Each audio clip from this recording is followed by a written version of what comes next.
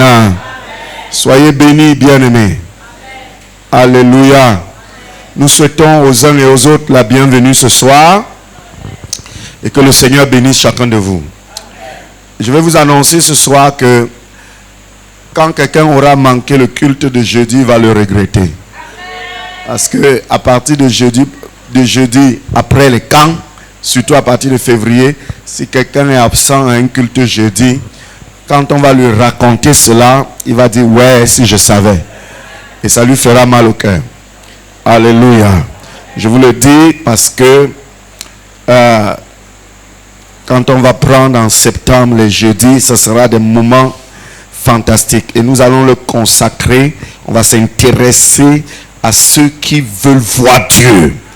À ceux qui veulent vivre Dieu. Alléluia. Si tu prenais le jeudi déjà comme, bon voilà, c'est la religion. Nous ne serons jamais les religieux.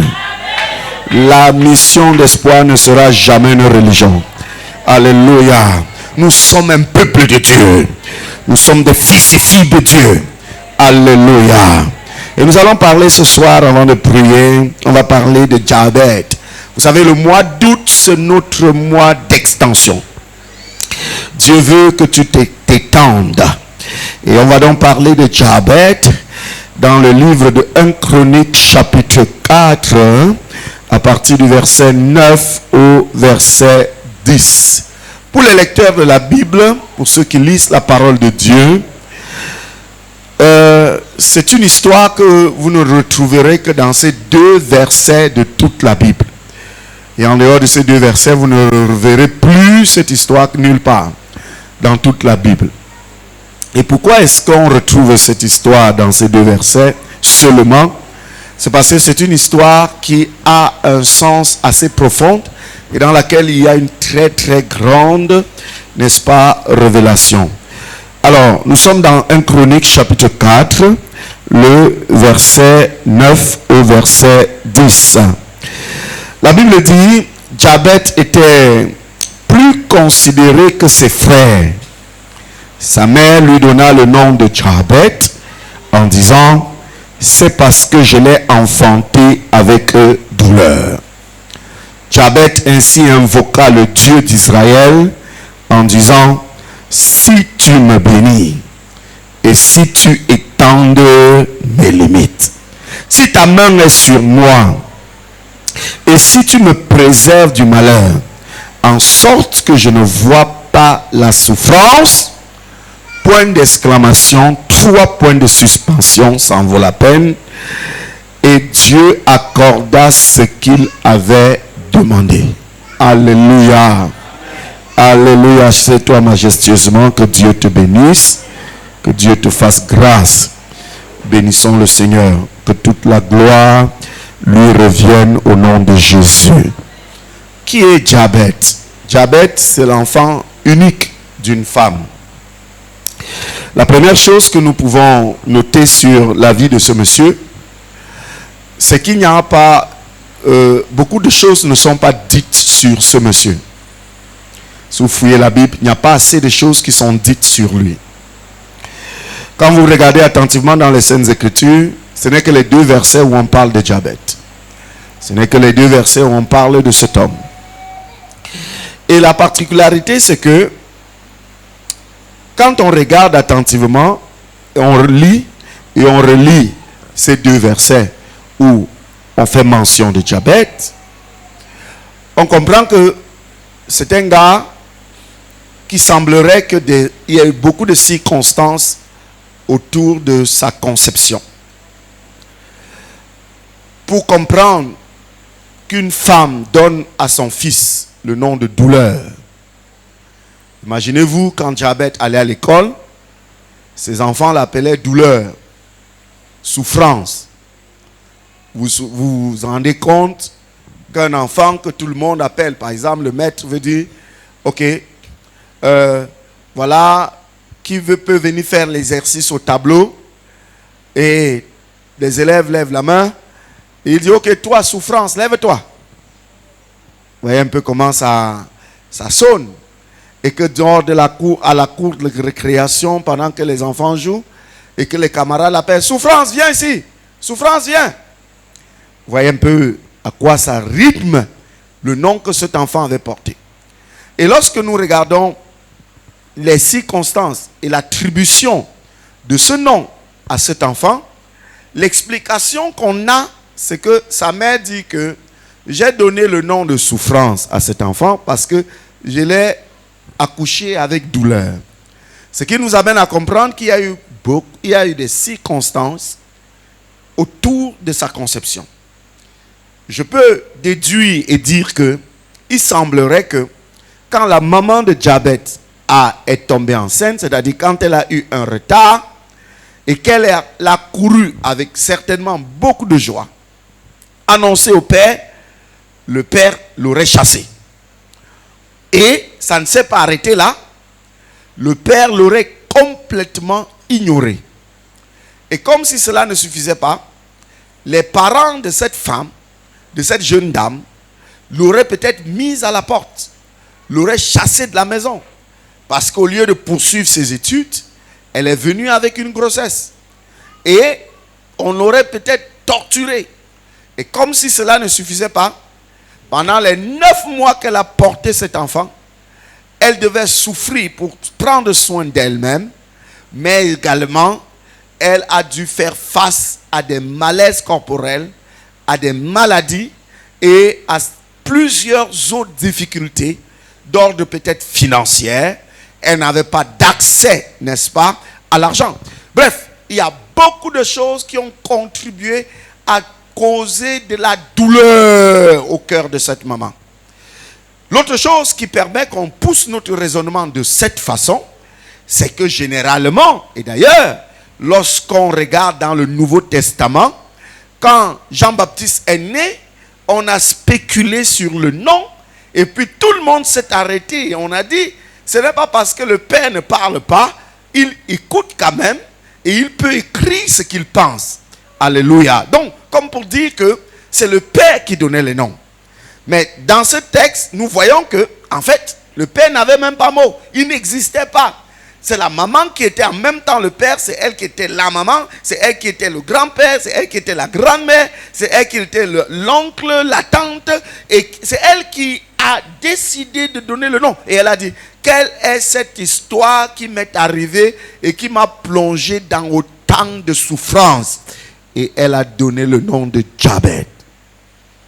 Voyez-vous, mes bien-aimés, il y a des choses dans notre vie qui nous arrivent, et depuis que ces choses nous sont arrivées, ça n'a que causé douleur et souffrance. Ça peut être ton mariage, ça peut être ton diplôme, ça peut être ta famille, ça peut être même tes enfants, ça peut être ton travail. Ça peut être ça peut être ton activité, ça peut être ton commerce. Et ce n'est que douleur et souffrance. Douleur et souffrance. Au point où tu restes tranquille, tu dis, mais qu'est-ce qui m'avait mis dans cette histoire? Qu'est-ce qui m'avait amené dans cette chose-ci? Une chose dans laquelle je n'ai que souffert. Je ne passe toute ma vie qu'à souffrir. Je n'endure que souffrance sur souffrance. Et la mère de Jabet, n'en pouvant plus, a dit, cet enfant est un enfant maudit. Toute ta vie, Jabet, on t'appellera souffrance. Frères et sœurs, combien de fois n'avons-nous pas donné des noms à des choses qui nous ont causé assez de souffrance? Pourtant, c'est une chose qui devrait contribuer à notre célébration, qui devait contribuer à notre bonheur. Combien parmi nous ne maudissons pas notre travail? Nous sommes ici ce soir. Combien parmi nous ne maudissons même pas notre mariage? Combien parmi nous ne maudissons même pas certains de nos enfants? Combien parmi nous ne maudissons pas notre commerce ou notre activité? Combien parmi nous ne maudissons pas des choses qui sont supposées être contribuer à notre bonheur, mais parce que nous en sommes fatigués, parce qu'on en a marre, parce qu'on n'en peut plus, parce que c'est assez, c'est dur. Combien parmi nous n'avons-nous pas à cause de ce qu'on se lasse, on est fatigué, on a maudit, on a attribué des noms, on a dit des choses. Mais laisse-moi te dire ce soir, ne sois plus comme la mère de Jabez. Alléluia. Alléluia. Je veux dire à un frère, à une soeur, à une bien-aimée, à un bien-aimé dans cette salle ce soir, ne sois plus et ne te comporte plus comme la mère de Jabez. Ne maudis plus ce que Dieu a mis à ta disposition. Si c'est ton travail, apprends à bénir ce travail. Alléluia. Ce qui est extraordinaire, parce que ça c'est le premier volet. Le deuxième volet de cette histoire, c'est le gars lui-même. Peut-être toi tu es comme Jabez. Tu es né dans des circonstances bizarres. Tu as été victime des malédictions. Tes parents n'ont jamais rien dit de bon sur toi. Tes parents ne t'ont jamais encouragé, ne t'ont jamais apprécié, ne t'ont jamais motivé. Peut-être tu es dans cette situation. Bref, ta vie ressemble à celle de Jabez. Quand tu regardes ta vie, c'est comme si en réalité, tu t'appelles souffrance, douleur, difficulté. Tu t'appelles cela. Ça peut être le cas pour toi. Mais laisse-moi te dire, toutes les choses, toutes les personnes dont on a méprisé ou alors considéré comme à l'origine de tous les malheurs, Dieu a toujours un plan pour eux. Dieu a toujours un projet pour eux. Alléluia. Maintenant, pour que ce plan et ce projet de Dieu se réalisent dans leur vie, ils doivent faire quelque chose que Jabez a fait. Bref, Jabez nous révèle le secret. Peu importe ta situation, peu importe d'où tu sors, peu importe ce qu'on n'a jamais dit ou ce qu'on n'a toujours dit sur toi, peu importe ta condition, si tu peux embrasser le secret de Jabez, ta situation changera. Quel est le secret de cet homme? Cet homme s'est arrêté. Il a dit, tout le monde m'appelle maudit, m'appelle souffrance, m'appelle douleur. Même ma propre maman ne me considère pas. Mais j'ai quelqu'un qui ne m'a jamais maudit, quelqu'un qui ne va jamais me rejeter, quelqu'un qui ne va jamais me repousser. Son nom c'est Jéhovah. Je vais me rapprocher de cette personne. Et la Bible dit, Jabez invoqua l'Éternel. Frère, ne regarde pas ta condition. Il y a une voie de sortie. Peut-être ce que tu vis maintenant est difficile, au point où tu es arrivé à des moments de dire, c'est toujours comme ça ma part. Nous sommes ensemble? Parce que quand tu es comme Jabez, ce qui sort régulièrement de ta bouche, c'est toujours comme ça ma part. Ma part sort toujours un genre. Parce que tu es comme Jabez. Rien n'a jamais donné pour moi. D'ailleurs, si ça marchait, c'est ce qui allait m'étonner. Tu commences à avoir un tel langage. Tu t'encourages dedans parce que toi, en fait, tu es habitué. D'ailleurs, tu savais que ça ne va pas aboutir à quoi que ce soit. Mais Jabez, il ne s'est pas arrêté pour se morfondre sur son sort. Je veux dire à quelqu'un ce soir, frère, le fait de se plaindre et de te morfondre sur ton sort ne changera rien. Le fait de faire pitié et de te passer pour être la personne la plus malheureuse, parce que c'est toujours comme ça que les malheurs te poursuivent, ça ne changera rien. Tu peux bénéficier d'une petite sympathie de certaines personnes, mais leur sympathie ne durera pas pour longtemps. Est-ce que je parle à quelqu'un? Même s'ils t'aident aujourd'hui, demain ils seront fatigués de t'aider. Il faudrait que tu saisisses le secret de ce monsieur. La Bible dit, regardez comment on introduit le verset. La Bible dit, Jabez était plus considéré que ses frères.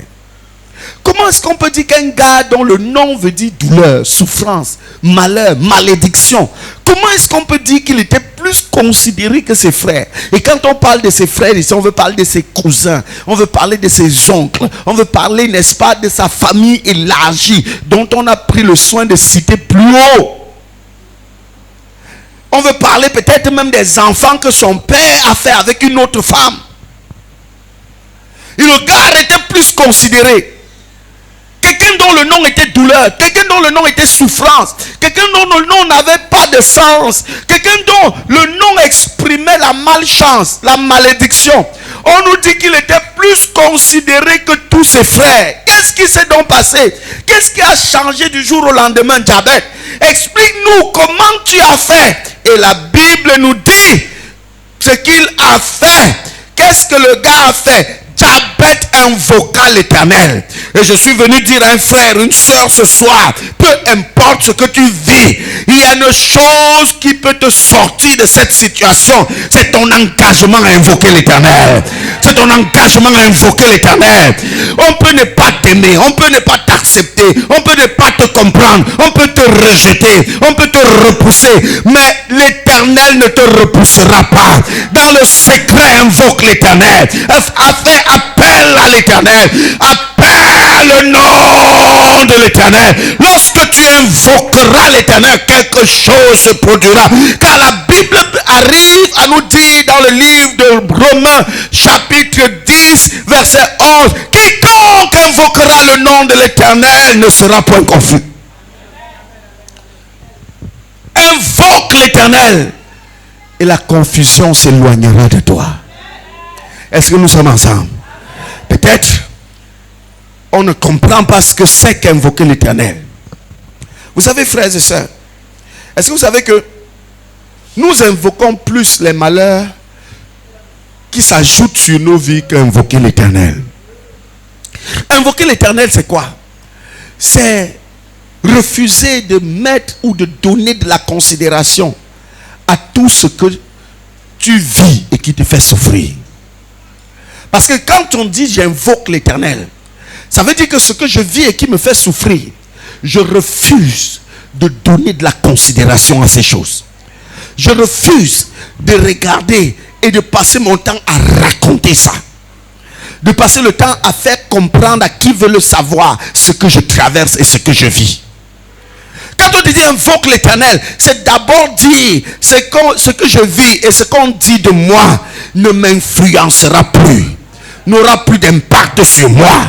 Parce que laissez-moi vous dire, lorsqu'on dit une méchanceté sur toi, ou alors tu connais une histoire autour de ta vie, autour de ta conception, autour de ta croissance, autour de ta jeunesse, autour de ton enfance, et que tu sais que c'est à cause de ça que je suis ce que je suis aujourd'hui, malheureux, incapable de me réaliser, tu ne pourras pas invoquer l'Éternel aussi longtemps que tu laisseras que ce que tu connais, l'information que tu as sur ta personne influence et impacte ta vie. Jabez a dit, je ne vais plus rester dans mon coin renfermé sur moi-même parce que ma mère avait dit que mon nom c'est douleur. Quelqu'un avec moi? Je ne vais plus rester dans mon coin renfermé sur moi-même parce que ma mère a dit mon nom c'est douleur, mon nom c'est souffrance, mon nom c'est douleur. Je refuse, je ne vais plus rester là. Je vais aller invoquer l'Éternel. Parce que frère, bien-aimé, les gens peuvent ne pas te comprendre, mais Jésus, lui, cherchera toujours à te comprendre. Les gens peuvent ne pas t'accepter, mais Jésus, lui, t'acceptera toujours. Les gens peuvent, n'est-ce pas, te critiquer, mais Jésus, lui, ne te critiquera pas. Il ne va pas commencer à te juger et à te condamner. Il va s'asseoir et ouvrir tes yeux pour que tu découvres ce que tu as à changer sur ton quotidien. Et Jabez a compris cela. Il a dit, je m'en vais invoquer l'Éternel. Et qu'est-ce que c'est invoquer l'Éternel? Pourquoi est-ce que l'apôtre Paul vient dans le livre de Romains pour nous dire quiconque invoquera le nom de l'Éternel ne sera point confus? Qu'est-ce que c'est invoquer l'Éternel? Qu'est-ce que c'est faire appel à l'Éternel? Qu'est-ce que c'est appeler l'Éternel? Invoquer l'Éternel. Invoquer l'Éternel, mes chers amis, mes bien-aimés, invoquer l'Éternel. C'est faire confiance en Dieu. Faire confiance en Dieu. Accepter qu'il est au contrôle. Accepter qu'il est au contrôle. Invoquer l'Éternel, c'est faire confiance en Dieu. Il y a un chant qu'on a souvent l'habitude de chanter. Je te fais quoi? Même si ce n'est pas facile, mais moi je te fais confiance. Invoquer l'Éternel, c'est faire confiance. Invoquer l'Éternel, c'est pas se lever. Oh Dieu, je t'invoque. Si tu le fais et qu'au préalable, tu n'as pas d'abord fait confiance en Dieu, tu cries et tu résonnes juste comme une cymbale. Nous sommes ensemble. Invoquer l'Éternel, c'est faire quoi? Confiance au Seigneur. Seigneur, je te fais confiance. Je peux ne pas avoir d'explication, mais je te fais confiance. J'aurais souhaité que ceci ne m'arrive pas, mais voilà que cela m'arrive, mais je te fais confiance. Alléluia. Si tu aurais demandé mon avis, j'aurais souhaité une vie différente de celle que j'ai, mais pour cette vie que j'ai là, je te fais confiance. Oh, quelqu'un n'a pas compris ça. C'est ça, invoquer Dieu. Fais confiance au Seigneur. Je te fais confiance, Père. Et vous savez, comme le chant, ce n'est pas facile pour moi. Et il le dit, ce n'est pas facile de faire confiance au Seigneur quand tout le monde t'appelle souffrance. Et vous savez que parfois tu as tellement échoué dans ta vie que les gens ne veulent plus partager leurs choses avec toi. Parce qu'ils concluent que tu apportes la proie. Il y a des personnes que par moment tu vois, tu arrives, quelqu'un est en train de parler, dès que tu arrives on se tait. Parce qu'on pense que tu vas apporter la proie. Puisque tu n'as jamais rien fait. Tu n'as jamais rien fait puis ça a marché. Et c'est pour ça que si tu dois donc invoquer l'Éternel qui te sortira de cette situation, première chose, fais confiance en Dieu. Lui fais confiance. Sachant que lui, il ne te rejettera pas. Il ne te critiquera pas. Il ne te jugera pas. Alléluia. Dieu même ne te dira pas pourquoi tu as fait ça. Il ne te dira pas ça. Il ouvrira juste tes yeux et toi-même tu comprendras qu'il ne fallait pas que je fasse ça. Il ne va pas venir te dire parce que tu as fait ça, pourquoi tu as fait ça, voilà que tu as fait ça, voilà tous les malheurs. Mais il ouvrira tes yeux et tu verras que je n'aurais pas dû faire ça. Et tu commenceras à être convaincu du péché. Et c'est ce qui fait que ceux qui savent invoquer l'Éternel très vite se répandent parce que Dieu ouvre leurs yeux et ils voient leurs erreurs. Ils voient ce qu'ils n'auraient pas dû faire. Ils voient ce qu'ils auraient dû éviter. Et ma prière pour toi qui es là ce soir, c'est que tu saisisses le secret de Jabez. Invoquer l'Éternel. La Bible dit Jabez invoqua le Dieu d'Israël. Deuxième chose, c'est de parler plus de tes soucis et tes problèmes à Dieu qu'aux hommes. Est-ce que quelqu'un veut moi ce soir? Dans invoquer l'Éternel, c'est parler plus de tes défis et tes problèmes à Dieu qu'aux hommes. Frère, laisse-moi te dire, passer ton temps à te plaindre et aller parler à qui veut l'entendre, tout ce que tu traverses, de tout ce que tu en dis ne changera rien. Ça ne changera rien. Au contraire, au contraire. Parfois tu finis de parler, c'est là où tu sors de la plus meurtrie. Parce que voyez-vous, est-ce que vous savez que par moments, nous traversons des temps difficiles, que nous avons juste besoin que quelqu'un nous écoute sans même répondre. On a juste besoin que quelqu'un nous écoute. Mais par moments, il n'y a personne pour nous écouter. Ou alors ceux qui peuvent nous écouter répondent. Et quand ils répondent, on a plus mal. On souffre plus.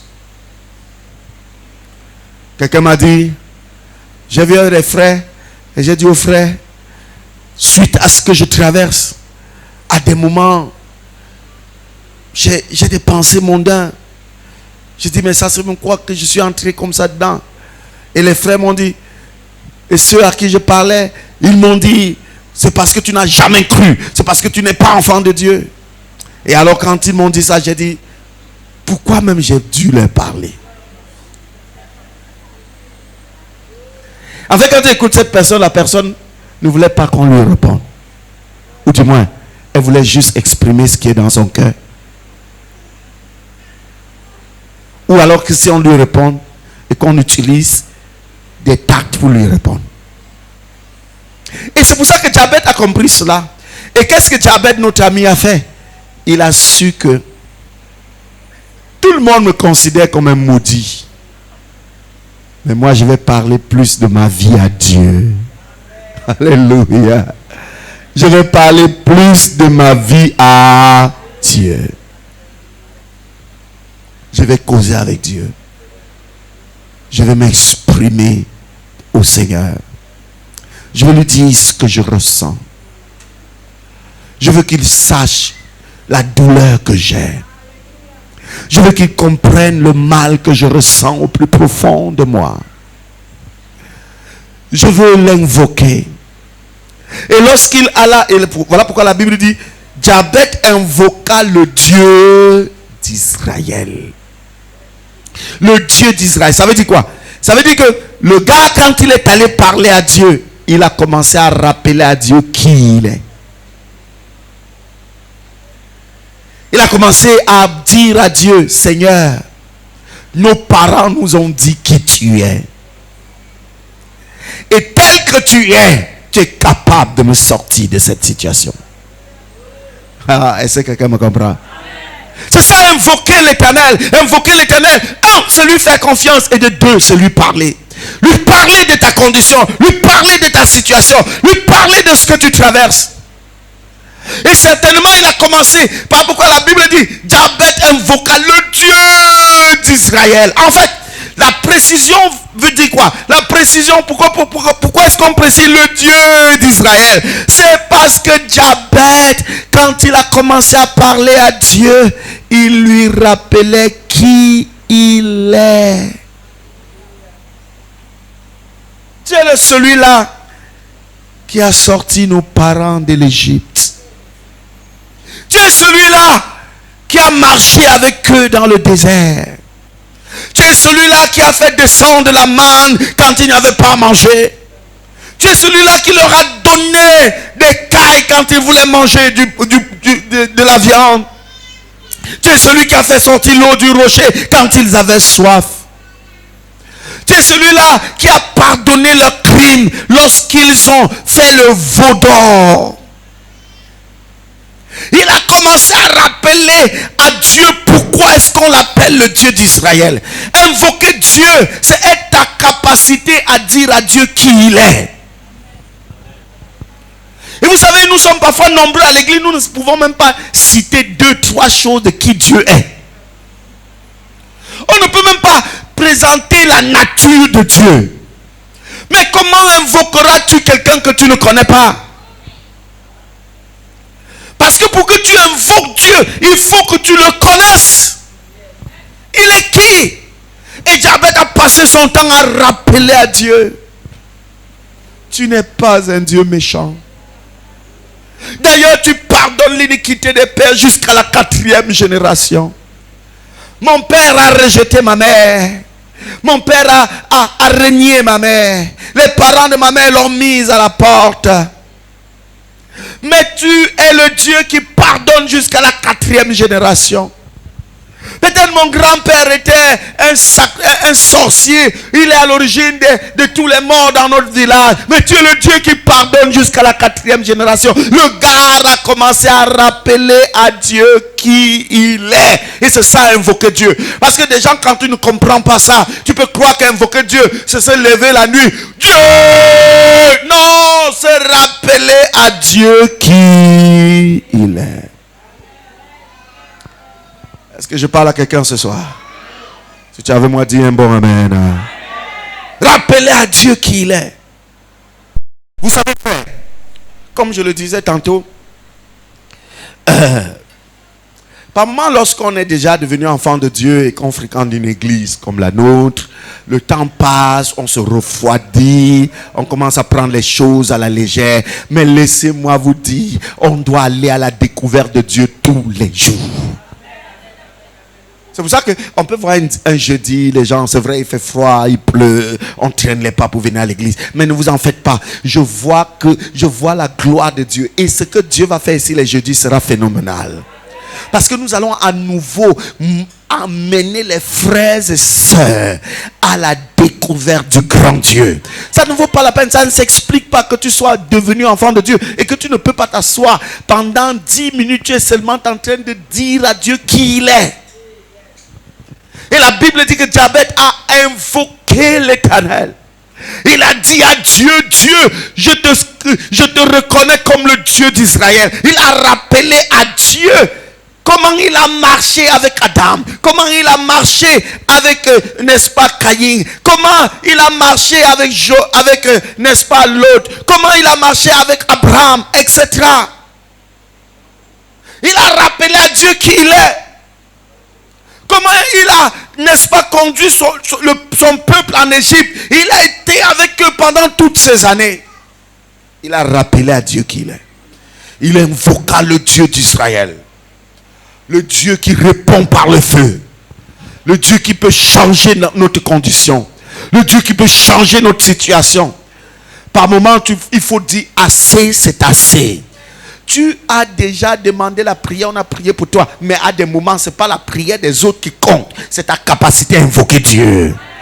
Ta capacité à invoquer Dieu. Et invoquer Dieu commence d'abord par faire confiance en Dieu. Parce que comment invoqueras-tu quelqu'un que tu ne crois pas en lui? Quelqu'un que tu ne lui fais pas confiance? Quelqu'un dont tu n'es pas sûr qu'il est capable d'intervenir pour toi, qu'il est capable d'agir pour toi, qu'il est capable de manifester sa gloire dans ta vie. La deuxième chose, c'est de savoir lui parler. Et lui parler, c'est être à mesure de lui rappeler qui il est. Vous savez, frères et sœurs, est-ce que vous savez que le Dieu que vous et moi nous adorons aime bien qu'on lui rappelle qui il est? Je vous invite. Allons un peu regarder quelque chose dans le livre d'Exode. Voilà quelqu'un qui accepte de répondre à la prière de Moïse. Le gars accepte de répondre à la prière de Moïse. Et quand il répond à la prière de Moïse, il passe son temps à proclamer lui-même qui il est. Donc en fait, la seule chose que Dieu recherche, c'est que nous les êtres humains, qu'on lui dise qui il est. Ou du moins, ce que nous avons appris, ou ce que nous avons connu, ou ce que nous connaissons de lui. Regardez ce qui se passe dans le livre de Exode chapitre 33. Exode chapitre 33. Le gars dit, c'est Moïse qui dit à Dieu, s'il te plaît Dieu, si j'ai trouvé grâce, verset 13, si j'ai trouvé grâce à tes yeux, fais-moi connaître tes voies, alors je te connaîtrai. Je trouverai encore grâce à tes yeux. Considère cette nation est ton peuple. L'Éternel répondit, je marcherai moi-même avec toi et je te donnerai du repos. Moïse dit encore, lui dit, si tu ne marches pas toi-même avec nous, ne nous fais point partie d'ici.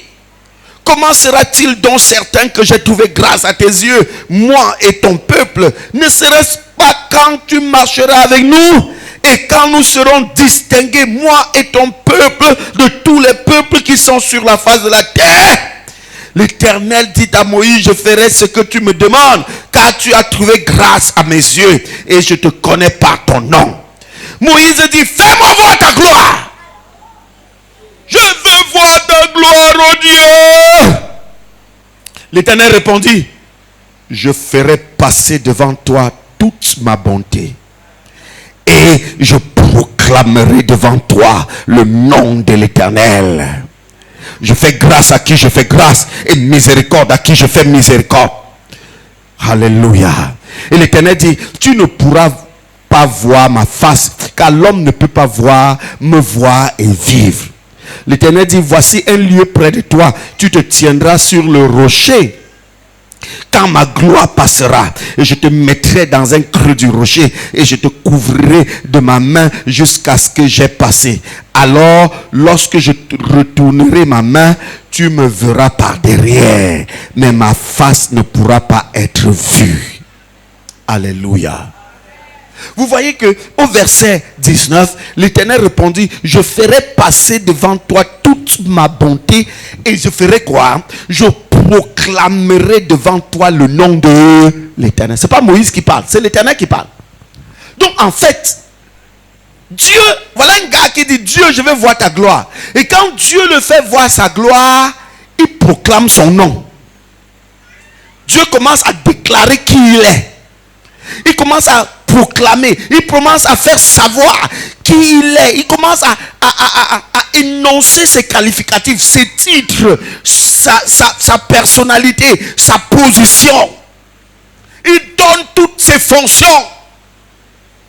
C'est pour cette raison que tu ne peux pas invoquer Dieu si tu ne peux pas lui dire qui il est pour toi. qu'est-ce que tu as découvert de lui? Voilà pourquoi la Bible dit que Jabez invoqua le Dieu d'Israël. En d'autres termes, Jabez rappela tout ce que Dieu représente pour Israël. Qui est Dieu pour Israël? Qui est Dieu pour toi qui as cru en lui? Qui est-il pour toi? Rappelle-le-lui. Au lieu de t'asseoir, dis, oh Seigneur, je viens parce que voilà, je souffre trop. Dis à Dieu comment il a sorti des gens qui étaient dans les mêmes conditions et pire que toi. Il est ce Dieu-là qui est capable de te sortir de cette situation. Et c'est ça, invoquer le Dieu d'Israël. Si Dieu a ramassé quelqu'un du fumier et l'a fait rasseoir avec les grands, ça veut dire que si toi qui es assis dans le fumier peut te ramasser, te faire rasseoir avec les grands. Oh, j'ai cru que je parlais à quelqu'un. Il peut te ramasser du fumier et te faire asseoir avec les grands. C'est le Dieu en qui nous avons cru. Jabez invoqua le Dieu d'Israël en disant, pendant qu'il invoque le Dieu d'Israël, regardez ce qu'il dit. Il dit, toi le Dieu d'Israël que je connais, ça c'est la troisième chose quand on dit invoquer le Dieu d'Israël. Première chose, c'est lui faire confiance. Deuxième chose, c'est lui parler en lui parlant de ta personne et en proclamant qui il est. Troisième chose, c'est déclarer ce que tu attends de lui. Ma mère n'a pas pu m'aimer. Moi, j'attends que tu m'aimes. Nous sommes ensemble ce soir. Ma mère ne m'a pas aimé, mais moi, j'attends que tu m'aimes. Personne n'a jamais pu me donner de l'argent ou quelque chose gratuitement. Moi, j'attends que tu me donnes. Trois choses dans invoquer l'Éternel.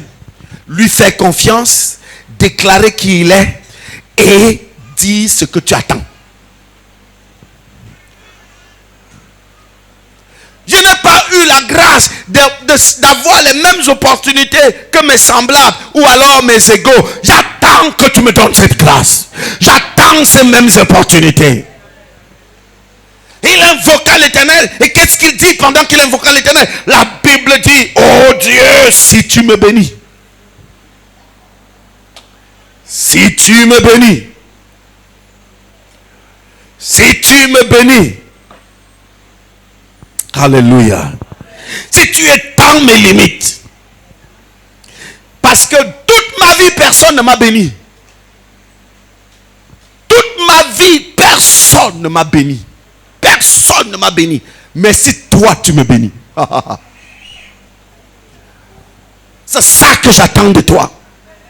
Si toi tu me bénis. Frère, on peut ne pas te bénir. Personne sur la terre peut ne pas te bénir. Mais Dieu, s'il te bénit. Si Dieu te bénit. Tu n'auras besoin de la bénédiction de personne. Si Dieu te bénit. Et Jabez comprenait ça. Mes parents ne m'ont jamais béni. Mes oncles ne m'ont pas béni. Ma mère génitrice qui m'a porté 9 mois dans son ventre ne m'a pas béni. Mais si toi tu me bénis. Non seulement si toi tu me bénis. Si tu étends de quoi? Toute ma vie je suis limité. Je ne suis pas allé loin avec les études parce que je suis limité. Toute ma vie, je suis limité. Si donc tu étendes mes limites. Alléluia. Je vais vous dire quelque chose, mes amis. J'aime tellement ce verset. J'aime trop ce verset.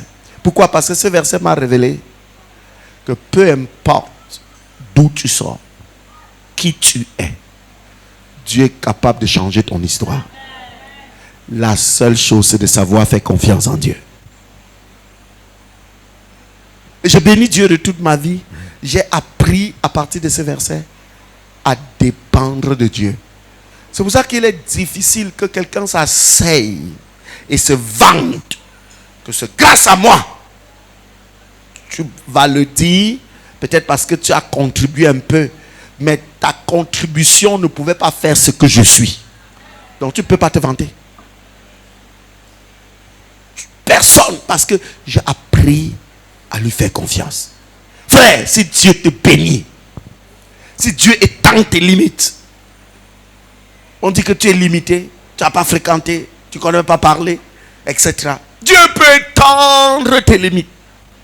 Tu te retrouves à faire des choses que ceux qui ont fait de longues études t'appellent tous les jours, monsieur.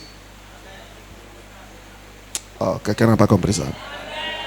Quelqu'un n'a pas compris l'autre là. Est-ce que nous sommes ensemble? Si tu étendes mes limites. Et maintenant la troisième chose.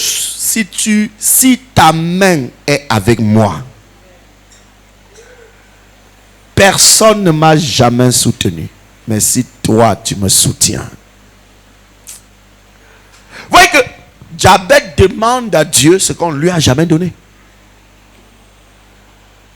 Parce que Jabez s'en est rendu compte que quand j'en veux aux gens, ça ne me donne rien. Quand je vais même leur demander, ils ne me donnent pas. Plutôt, ils se moquent de moi. Ils se rient de moi. Mais Dieu, le Dieu qui est là-bas au ciel, si ta main est sur moi, je ne me suis jamais levé, dit Jabez, le matin, et on m'a appelé pour dire, viens, je te bénis. Que ta journée soit prospère. Mais si toi, Dieu, ta main est sur moi. Et la dernière chose, et si tu me préserves du malheur. En d'autres termes, si tu enlèves le nom, ou non, pas que tu enlèves le nom, si tu rends nul et sans effet l'influence de mon nom, on va m'appeler souffrance, mais quand j'arrive, c'est le bonheur. Est-ce que quelqu'un me comprend? Si tu me préserves du malheur, ma vie c'est douleur, ma vie c'est malheur. Mais si à partir de maintenant, ma vie ne cause plus de malheur et n'est plus de douleur. Et la Bible dit, en sorte que je ne vois pas la souffrance. Et la Bible dit, et Dieu accorda ce qu'il avait demandé. Maintenant, ce qui est extraordinaire, c'est qu'il y a toute une partie que l'auteur n'a pas écrit. Et je me suis toujours posé la question. Pourquoi? Je n'arrive pas à trouver la réponse. Mais je pense que les promesses que Jabez a fait à Dieu, si l'auteur devait écrire, le livre de Chroniques devait s'arrêter sur l'histoire de Jabez. Parce que la Bible nous dit seulement qu'il y a eu un point d'exclamation et 3 points de suspension. Ça veut dire que il y a tellement de choses qui suivaient que l'auteur, peut-être, on peut juger qu'il n'a pas jugé ça très utile, mais quelque part, on peut juger qu'en tant qu'homme, lui-même, il s'est senti jaloux. En disant, donc l'homme s'il va faire toutes ces choses si Dieu l'exauce. Après avoir invoqué l'Éternel, il faut savoir faire des promesses à Dieu. Qu'est-ce que si Dieu change ta condition, toi aussi tu fais pour lui? Est-ce que nous sommes ensemble? Nous sommes ensemble, peuple de Dieu. Qu'est-ce que si Dieu change ta condition, toi aussi tu fais quoi? Tu fais pour lui. Beaucoup de gens attendent que Dieu intervienne. Ils font confiance à Dieu. Il y en a même qui parlent à Dieu de leur situation et rappellent à Dieu qui il est. Il y en a qui disent clairement à Dieu ce qu'ils attendent de Dieu, mais qui ne font pas de promesses à Dieu. Beaucoup n'arrivent pas à dire à Dieu, comme tu as fait ça, voici, je vais honorer. Il y a des gens à qui Dieu dit, des gens qui souffrent tellement, et à un moment ils s'arrêtent et disent, Seigneur, si tu me donnes l'emploi, mon premier salaire, j'amène dans ta maison, je vais au pied de ton serviteur, je dépose. Mais quand le premier salaire tombe, on pense à tout, sauf l'autre là. Comment je vais porter tout mon premier salaire, je lui donne, c'est quelle histoire? Après avoir pris toutes les dettes pour aller au travail, maintenant je lui dis,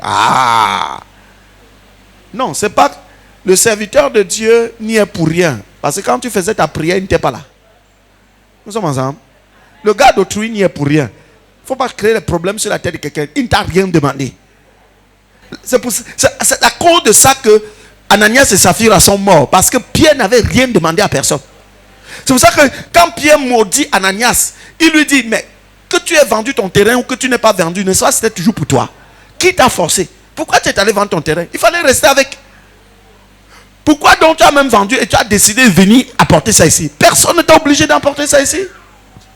Mais quand tu apportes, tu viens en mentant. Ah, tu ne mérites pas vivre. Il y a des gens qui, à des moments, eux-mêmes ont fait leurs propres promesses dans le cœur avec Dieu. Et quand Dieu les exauce, ils oublient qu'ils ont, eux, ils ont aussi des engagements. Vous savez, nous vivons et nous désirons les promesses de Dieu, n'est-ce pas? Nous sommes ensemble, n'est-ce pas? Nous voulons que les promesses de Dieu s'accomplissent dans nos vies. Mais sachez que Dieu aussi veut que nos promesses que nous lui avons faites s'accomplissent. Ah, quelqu'un n'a pas compris l'autre là. Donc si Dieu fait la prière, ça part de prière, je ne sais pas à qui il adresserait cette prière. C'est que mon fils qui m'a dit qu'il va faire ceci quand j'aurai fait ceci. Oh, qu'il accomplisse cela. Le gros souci que nous avons, c'est que par moment on dit, vous voyez quelqu'un qui dit, Seigneur, si tu me sauves, je te consacre toute ma vie. Vous savez, ce qu'il appelle consécration, c'est 1 mois de fréquence à l'église après que la situation s'est tempérée.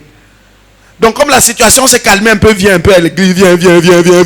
Après, whoop, il disparaît. Mais vous prenez Dieu pour qui? Pour le bête? Pour l'idiot? Quand vous voyez, point d'exclamation, 3 points de suspension, c'est parce que Diabète a fait des promesses à Dieu. Le gars a dit à Dieu, comme, voilà pourquoi, au début, ce n'est pas une condition. Il dit, si tu me bénis, si tu étends mes limites, si tu éloignes de moi la souffrance, de sorte que mes yeux ne voient point la douleur. Et on met donc, on met 3 points de suspension. Parce qu'il a dit, si. Dès que ces choses arrivent, moi je ferai ça. Tellement il a cité que l'auteur a dit, si j'écris tout ça, le livre s'arrête. Et Dieu l'exauça. Dieu accorda ce qu'il avait demandé. Il y a des gens qui disent, Seigneur, si je me marie, si tu me donnes un mari qui m'aime et que j'aime, oh Seigneur, je vais te servir. À peine marié, même étant fiancé, tu commences déjà à faire souffrir même ton propre pasteur. Rien que fiancé. Pire alors quand tu te maries, on te voit à l'église momentanément. C'est quoi? Votre église là, c'est quoi? Vous ne voulez pas que je mène ma vie? Nous sommes ensemble. Si tu as fait une promesse à Dieu, écoutez. Allons dans le livre d'Ecclésiaste. On va revenir terminer tout à l'heure. C'est bien qu'on parle de ces choses. Et Dieu. Ecclésiaste chapitre 4. Verset 17. Prends garde à toi, à ton pied, lorsque tu entres dans la maison de Dieu. Approche-toi pour écouter plutôt que pour offrir le sacrifice des insensés. Car ils ne savent pas ce qu'ils font mal. Quel est le sacrifice? Quel est ce sacrifice des insensés dont ils ne savent point qu'ils font mal? Ne te presse pas d'ouvrir la bouche et que ton cœur ne se hâte pas d'exprimer une parole devant Dieu. Car Dieu est au ciel et toi sur la terre. Que tes paroles soient donc peu nombreuses. Car si les songes naissent, ça naît de la multitude des occupations, etc. Verset 3. Lorsque tu as fait un vœu à Dieu, ne fais pas quoi? Nous sommes ensemble. Lorsque tu as fait un vœu à Dieu, ne tarde pas à l'accomplir. Car il n'aime pas les insensés. Accomplis le vœu que tu as fait. Accomplis le vœu que tu as fait. Je vais peut-être, pour qu'on comprenne, que ça entre bien.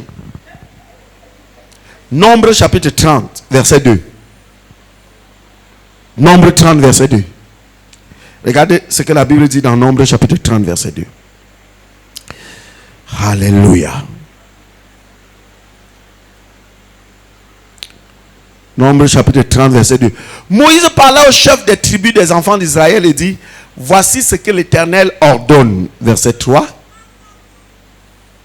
Lorsqu'un homme fera un vœu à l'Éternel ou un serment pour se lier par un engagement, il ne violera point sa parole. Il agira selon tout ce qui est sorti de sa bouche.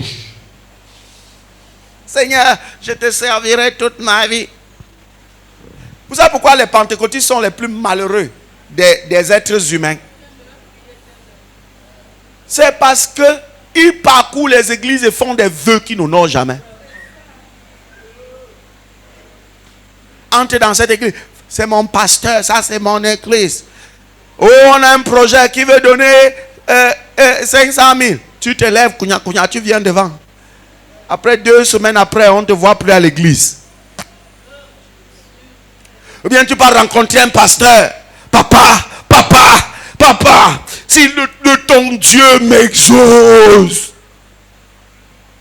Et l'homme de Dieu prie. Il pleure. Parfois, il entre en conflit avec Dieu. Il se fâche même contre Dieu. Il dit, Seigneur, si tu n'exauces pas, à quoi bon je te sers?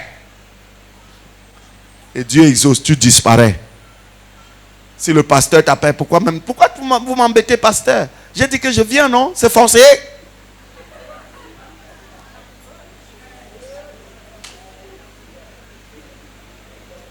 Tu fais un vœu, tu n'honores pas.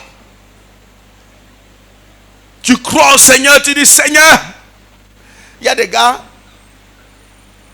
tu as couché avec une fille, après tu apprends qu'elle a le VIH.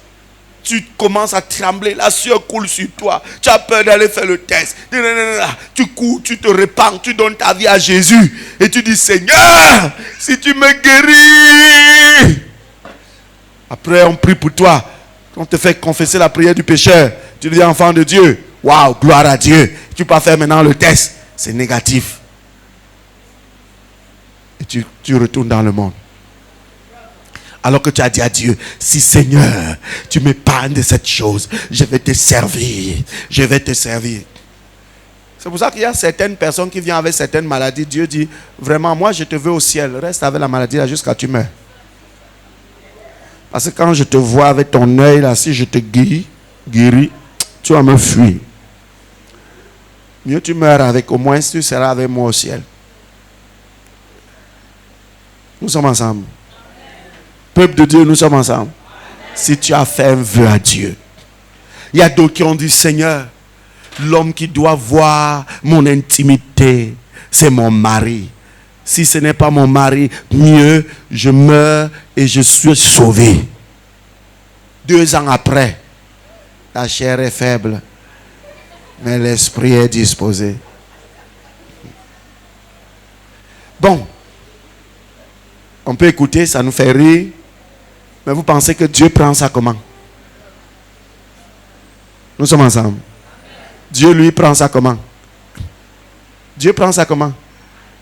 Et je vous assure, c'est pour ça que les gens qui ont fréquenté les églises pentecôtistes sont comme des maudits à cause des vœux qu'ils ont pris. Les vœux d'être fidèles au Seigneur. Les vœux d'être agréables à Dieu.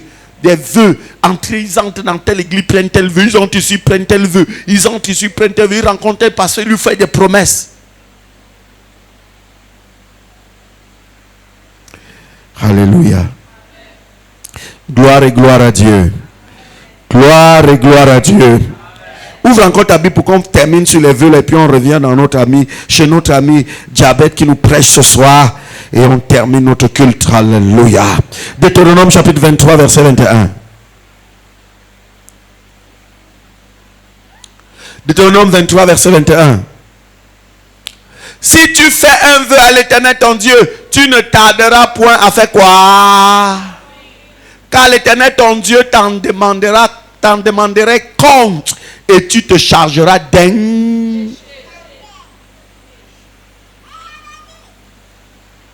Si tu fais un vœu à qui? Pas au pasteur. Donc, des moments, il faut laisser le pasteur là où il est. Parce que dans ton secret là, tu as dit j'irai donner. Tu pas donner au pasteur parce que tu reconnais que c'est serviteur de Dieu. Le gars de tu ne t'a rien demandé. Il faut le laisser tranquille. Surtout, pardon, laisse-moi tranquille. Est-ce que nous sommes ensemble? Est-ce que nous sommes ensemble? Oh non, il va prendre, il va faire ceci. Écoute, même si pas fait quoi avec, ce n'est pas ton problème. Le problème que tu as, c'est le vœu que tu as fait. C'est ça qui est important. C'est ça qui importe. C'est le vœu que toi tu as fait. C'est le vœu que j'ai fait. Si tu fais un vœu à l'Éternel ton Dieu, tu ne tarderas point à l'accomplir. Car l'Éternel ton Dieu t'en demanderait compte. Un jour devant son trône, il dira, tu m'avais fait tel vœu, tu m'avais fait tel vœu, tu m'avais fait tel vœu. Où en es-tu? Il y a vu une église en Afrique du Sud, dans le groupe des jeunes, comme le camp des jeunes, c'est la semaine prochaine. On disait aux jeunes, et j'ai aimé ça. On disait aux jeunes, entre le jeune qui le veut volontairement, fait une alliance avec Dieu. Et il y avait donc des jeunes filles qui disaient, je vais me fiancer à Jésus. Et on leur donnait une bague, elles-mêmes prenaient, et dans une prière, dit, Jésus, je mets ceci comme mon alliance de fiançailles avec toi. Personnellement, j'ai trop aimé ça. Parce que plus tard, quand j'ai posé la question, à certaines, elles ont dit, quand je fais face à la tentation, je regarde mon alliance de fiançailles, je me rappelle que je suis la fiancée de quelqu'un. Mais imagine que tu fais ça, après tu pars coucher. Dieu te demandera les comptes. Vous savez mes frères, dans notre affaire de Dieu-ci, on est tellement devenus des plaisantins dedans. Dimanche, il va nous parler du retour au sérieux avec Dieu. On est tellement devenus plaisantins dans cette affaire de Dieu. L'affaire de Dieu, elle est tellement légère.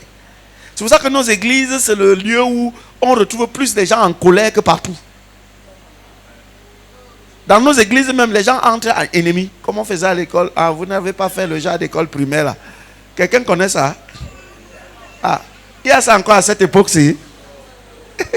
On fait comme ça. Après, quand on a coupé là, ok, on est ennemis. Je ne sais plus comment on faisait pour sortir. Sortons ennemis, ça se passait.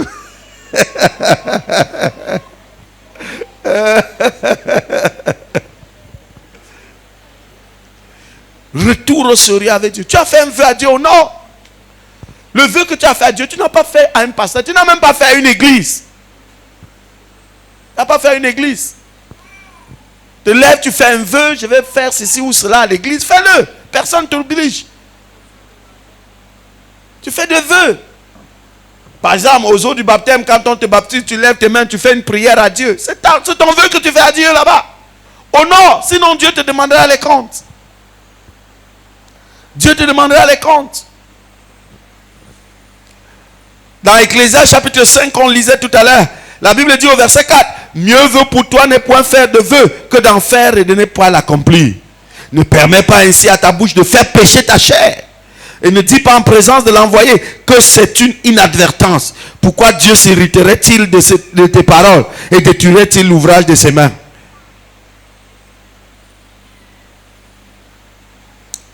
Et Jabet a fait le vœu. Et Dieu l'a exaucé. Comment je sais qu'il a honoré son vœu? Comment je sais qu'il a honoré son vœu? C'est le verset 9. La première phrase. Jabet était plus considéré. Parce que quand on écrit, on s'est rendu compte que le gars, sa vie dosait. Sa vie donnait. Jabet était plus considéré que tous ses frères. Il a fait le vœu, il a honoré. Et on explique pourquoi donc il avait toute cette considération. D'où est partie l'affaire? Comment ça s'est passé? C'est parce que le gars a su invoquer l'Éternel. Et invoquer l'Éternel, c'est quoi? Invoquer l'Éternel, c'est tout simplement bien aimé dans le Seigneur. Trois choses. Invoquer l'Éternel, c'est lui faire confiance. Invoquer l'Éternel, c'est rappeler qui il est. Invoquer l'Éternel, c'est lui dire ce que tu attends de lui. Que l'Éternel te bénisse ce soir. Et que cette parole révolutionne ta relation avec lui. Et qu'elle t'amène dans une autre dimension avec le Seigneur. Dimanche, on va voir ici, retourner aux choses sérieuses. Retour au sérieux avec Dieu. On est devenu un peu trop léger. On blague un peu trop. Il n'y a plus on ne voit plus assez de passionnés pour le Seigneur. Est-ce que à des moments quand tu parles de ton Dieu, tu sens l'Esprit de Dieu te saisir? Est-ce que quand tu parles de ton Dieu, ou quand tu penses à ton Dieu, ou quand tu écoutes une adoration, peut-être tu écoutes n'est-ce pas, un CD ou une clé, il y a une adoration qui passe, ou bien tu es en train de suivre un YouTube d'adoration, ça te fait quelque chose? Est-ce que ça te fait réagir? Est-ce que tu sens encore cette passion, cette émotion pour le Seigneur? Il faut qu'on retourne à cela par la grâce de Dieu. Lève-toi, on va prier ce soir. Seigneur, merci. Aujourd'hui, ce soir, nous pouvons avoir deux types de personnes. On peut avoir les gens comme la mère de Jabez. Et le deuxième type de personne, on peut avoir des gens comme Jabez. Premier type de personne, c'est des gens comme la mère de Jabez.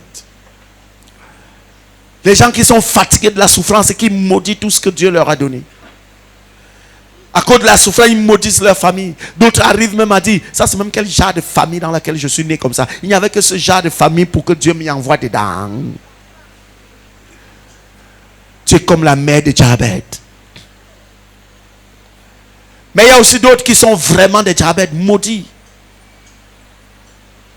On ne leur a jamais fait du bien, on ne leur a jamais considéré, on ne leur a jamais apprécié, on ne les a jamais encouragés, on ne leur a jamais montré qu'ils sont quelque chose, qu'ils ont une valeur. Ce soir, je ne sais dans quel camp tu te trouves, peut-être des deux. C'est l'occasion pour toi ce soir de parler au Seigneur. De parler à Yahweh l'Éternel. Occasion pour toi de parler à l'Éternel. Frère, commence à parler au Seigneur. Alléluia. Marigabo Shanta Maïga Zakata. Zikuntu Murigaba Kaizende. Alasunti Mahakale le Koche Baragaze. Igodu Murikaba Kaisuntu Murikaba Kaizede. Fulusili mahakabale solekinti. Zegororobo kontamaragazere. Mayakata murogozinde. Limu kakamosili kashakata. Urikabakazi. Zindi marakabushinte. Balesele kanton. Likata borogozida. Yes, Lord. Mayakata muregabashente. Basente murukusikata. Yerebo shakata mareba.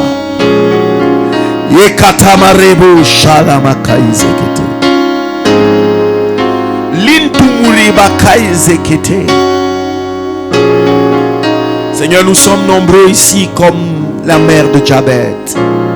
Nous sommes nombreux ici comme des Jabez. Mais Jabez nous enseigne qu'il a découvert le secret. Le Dieu d'Israël n'est pas un homme pour mentir, ni un fils de l'homme pour se repentir. Ce qu'il a dit, ne l'accomplira-t-il pas? Le Dieu d'Israël est ce Dieu à qui tout est possible, devant qui rien n'est impossible. Ah. Jabez nous enseigne que lorsque tu es rejeté de toutes parts, lorsque la vie t'a déçu, la vie n'a pas été favorable pour toi, tu peux tourner tes regards vers lui. Tu peux te tourner vers le Créateur incréé, vers celui dont le nom est l'alpha et l'oméga, le commencement et la fin, vers notre paix et notre justice, et lui dit, mais voici Seigneur. Maïgadabo chanta. Rekobo shakata. Là où tu es frère, parle au Seigneur. Parle au roi d'Israël. Parle à sa sainteté le roi. À sa majesté le roi. Alléluia. Hey, Masekataba. Besirindi bukunda marakasekete. Lento morokositi mayakata. Iadaburikaba. Alatareko sudimahakaya. Seigneur, il est temps qu'on sorte du laxisme, qu'on sorte de l'à peu près. Il est temps qu'on vive l'extraordinaire.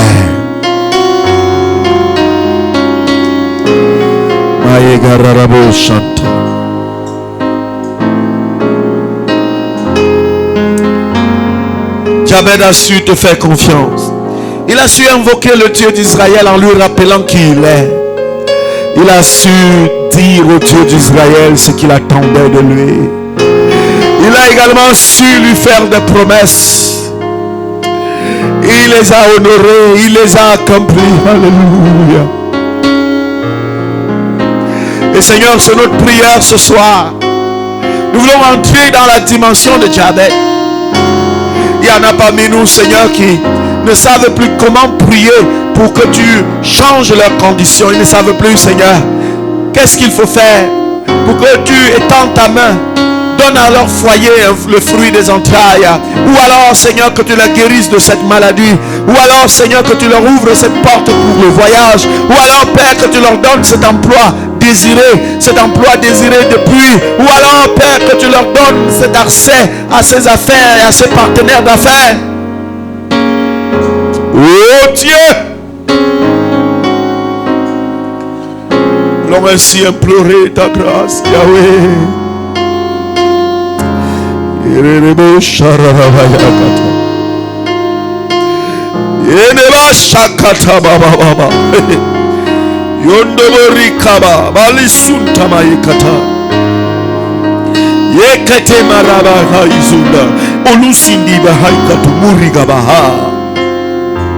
Seigneur, il est temps qu'un réveil ait lieu, que nos cœurs retournent vers toi, que nous puissions vivre l'extraordinaire divin, que nous parvenons à vivre le surnaturel divin.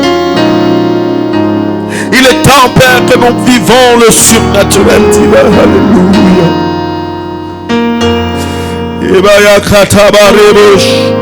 Elisunta maragabaka izunda elolo mahakabuzi lindo boroko kabu rakaro ekadalele mahakanto kaba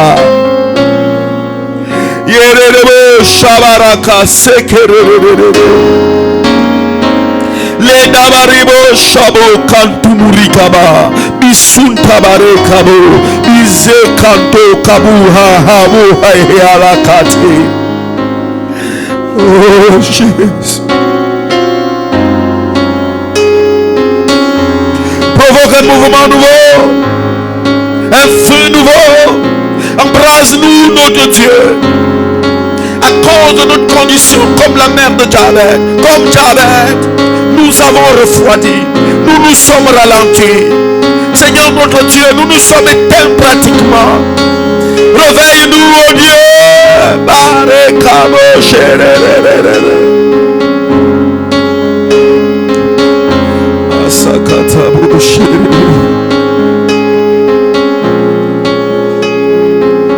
Yes, Jesus.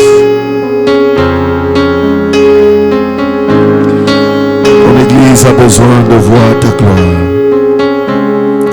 de te vivre dans ta splendeur et dans ta grandeur. Jouis, Seigneur notre Dieu, de ta beauté, de ta magnificence, ô Dieu. Ton Église te veut, Seigneur. Ton Église te veut, Père. Alléluia. Exauce ton peuple, Jésus. Exauce tes enfants.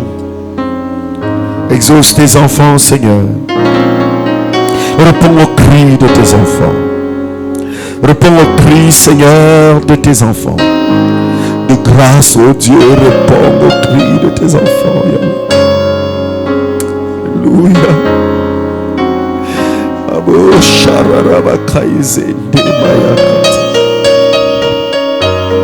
Réponds aux cris, Seigneur, de tes enfants. Alléluia.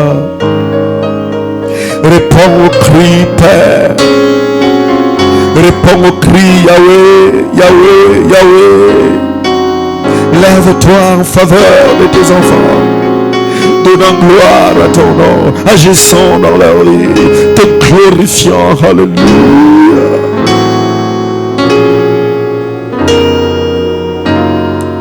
Sois loué, Seigneur. Tu es Yahweh, Seigneur. Tu es digne de louange et digne de gloire. Tu es digne d'adoration et d'élévation, notre Dieu.